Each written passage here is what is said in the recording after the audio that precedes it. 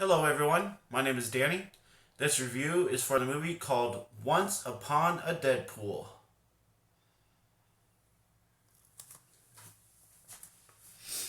From the studio that brought you Anastasia and Ever After comes a fairy tale that doesn't go by the book. Everyone's favorite disreputable superhero returns with a twist on Deadpool 2 that the whole gang can enjoy. This is a 2018 film. Uh,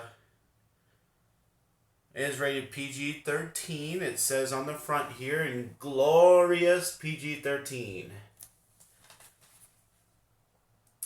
It runs 117 minutes. And,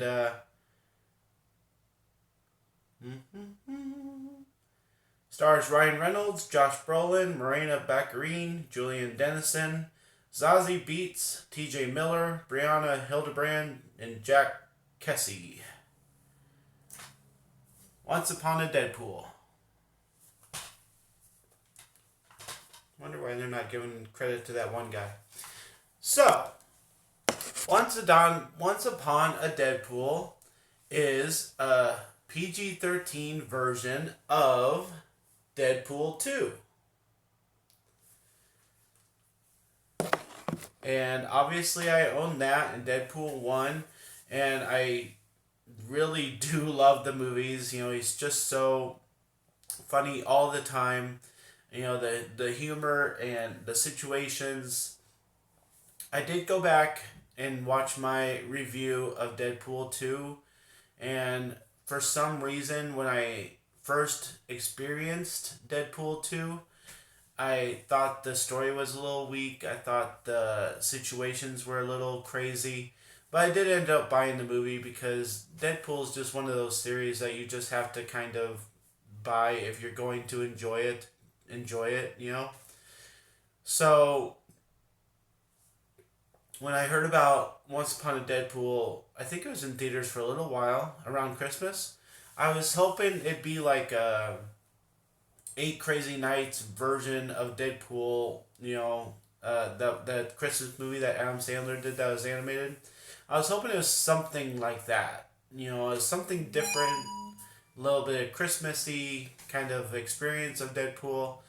And so I didn't watch it, and I was kind of sad about it. So I finally see it here many months later, and it was hard to get a hold of. Like, not a not a lot of people have this copy. And it took me a while to find, took me a while to get, and so here it is, you know, 8 months later, after Christmas, that I finally get around to seeing it and finally get to find it.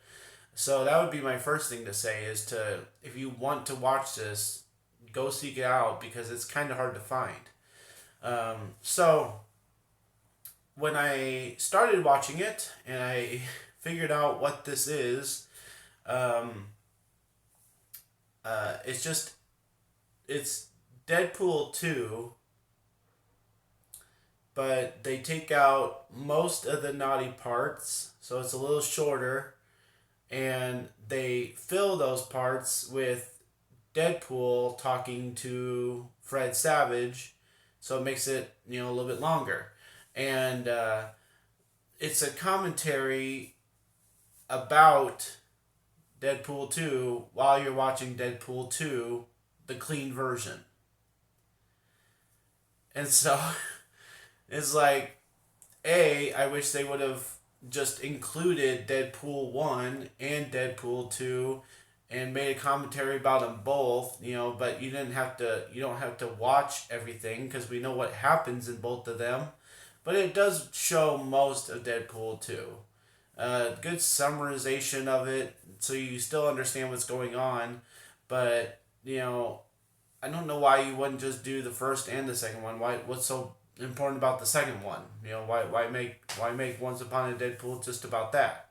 So, I will say the moments with Fred Savage did make for a good time.